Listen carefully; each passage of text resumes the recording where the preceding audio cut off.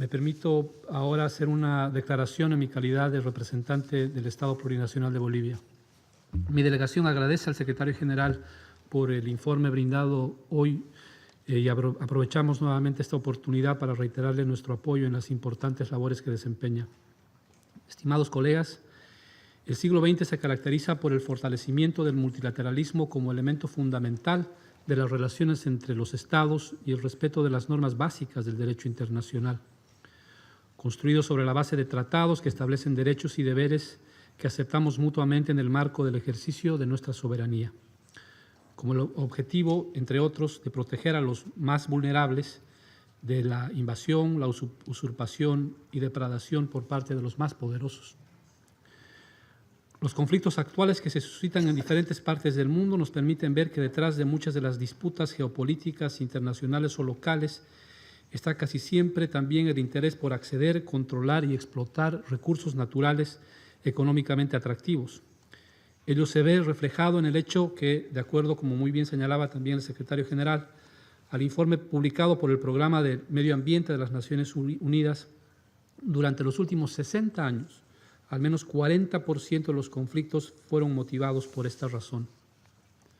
En muchos casos, cuando el control, explotación o acceso al petróleo, gas, agua, minerales u otros recursos naturales se convierte en un objetivo estratégico de las partes en conflicto o de los grupos armados y de organizaciones criminales, es porque detrás de ellos suelen existir también corporaciones multinacionales o intereses extranjeros dispuestos a utilizarlos para obtener acceso a estos recursos. Algunos ejemplos muy cercanos de las preocupaciones de este Consejo, solo por mencionar algunos de ellos a lo largo de la historia del siglo XX y XXI. El golpe de Estado contra Irán en 1953, impulsado en contra de un gobierno democráticamente electo que en ejercicio de soberanía nacionalizó el petróleo de manos de una empresa anglo-estadounidense. La invasión de Kuwait en 1990,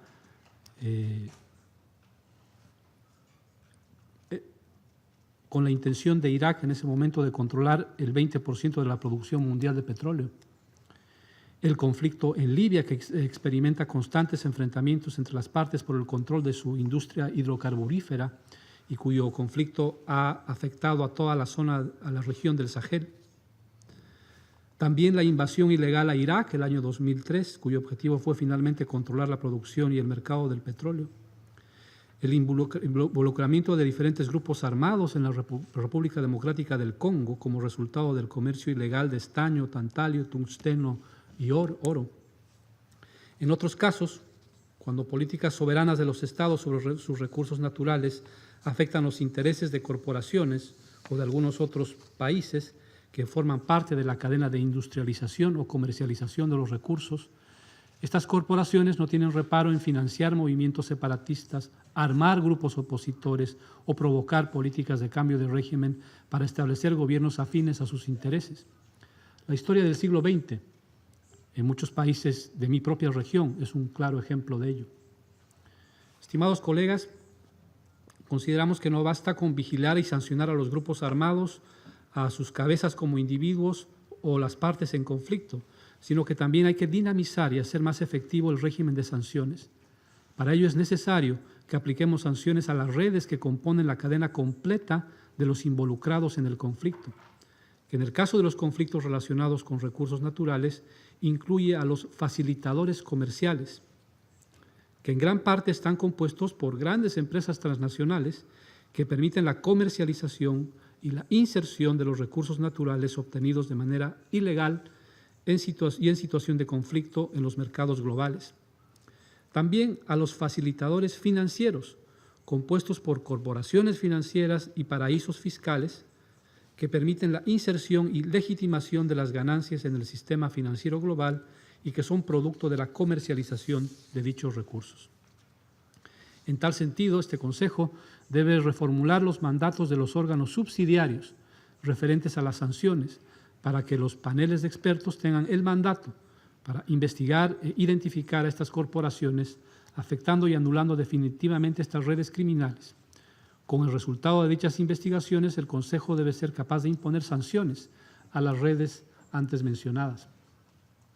Estimados colegas, sin embargo, es importante luchar no solamente contra la explotación ilegal y la usurpación de los recursos naturales, sino que también es necesario hacer frente a la distribución desigual de los beneficios resultantes de la comercialización de dichos recursos, que pueden constituirse en catalizadores que exacerban los conflictos.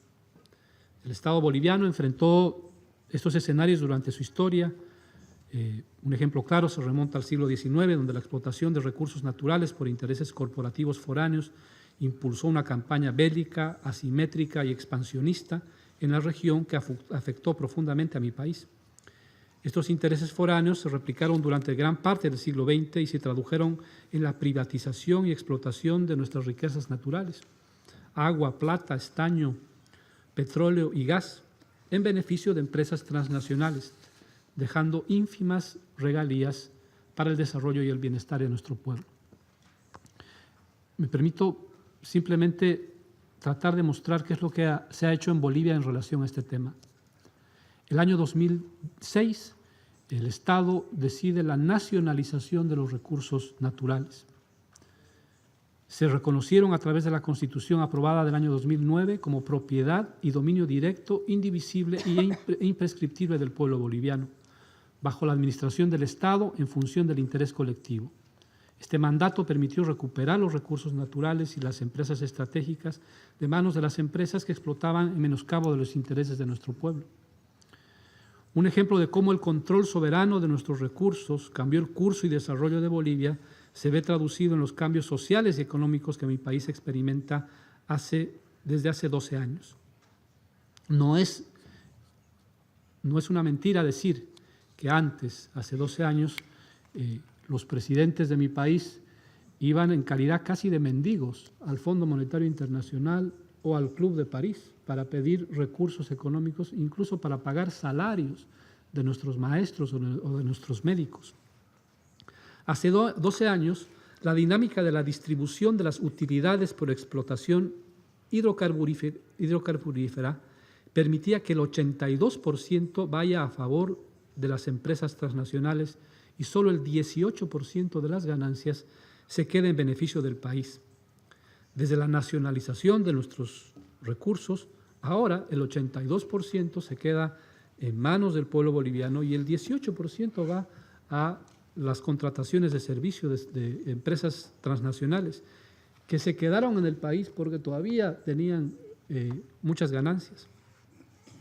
La renta hidrocarburífera en Bolivia se incrementó de 2.900 millones de dólares entre los años de 1994 a 2005 a 35.200 millones entre los años 2006 y 2017.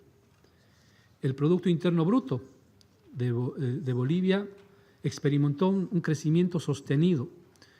El año 2017 fue de 4,82%, muy por encima del promedio regional, que era de 1,87%. Y el PIB pasó de 9.000 millones el año 2005 a 36.000 millones el año 2017. Nuestras reservas internacionales se incrementaron de 1.700 millones de dólares a 10.000 millones de dólares entre 2005 y 2018. Este nuevo flujo de ingresos y su redistribución nos permitió, en los últimos 12 años, reducir la extrema pobreza de 37% a 17%, reducir la desigualdad cuando en 2005 el 10% más rico poseía 128 veces más que el 10% más pobre. En 2017, ahora, el 10% más rico tiene solamente 47 veces más que el 10% más pobre. La inversión pública se incrementó de 620 millones de dólares el año 2005 a 5.500 millones de dólares el año 2017. 3 millones de personas en un país de 11 millones se incorporaron a la clase media, a ingresos medios, que pasó de componer del 35% de la población en 2005 al 58% el año 2017. La tasa de mortalidad infantil se redujo a la mitad entre el año 2008 y 2017. Se duplicó el número de establecimientos médicos y de salud. Se incrementó la esperanza de vida de 63 años el año 2005 a 72 años del año 2017. Se redujo la tasa de deserción escolar de 4,5% a 2% en 2017. Entiendo que este no es un tema íntimamente vinculado a los asuntos de paz y seguridad, pero el hecho del control soberano de los recursos naturales permite la construcción de sociedades más justas y más humanas. Para concluir, y citando las palabras expresadas por el presidente Evo Morales ante la Asamblea General el año 2015, consideramos que este Consejo debe reflexionar a futuro sobre lo siguiente antes de tomar decisiones en distintos escenarios. Estamos en tiempos de paz, no estamos en tiempos de invasión ni de dominación, dice el presidente Evo Morales.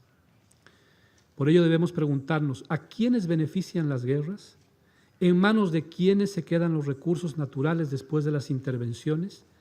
¿Quiénes gobiernan los ciudadanos o los intereses foráneos que promueven las guerras para su propio beneficio? Estas preguntas pueden ayudar en cierta medida al debate que empezamos. Muchas gracias. Retomo la función de presidente del Consejo.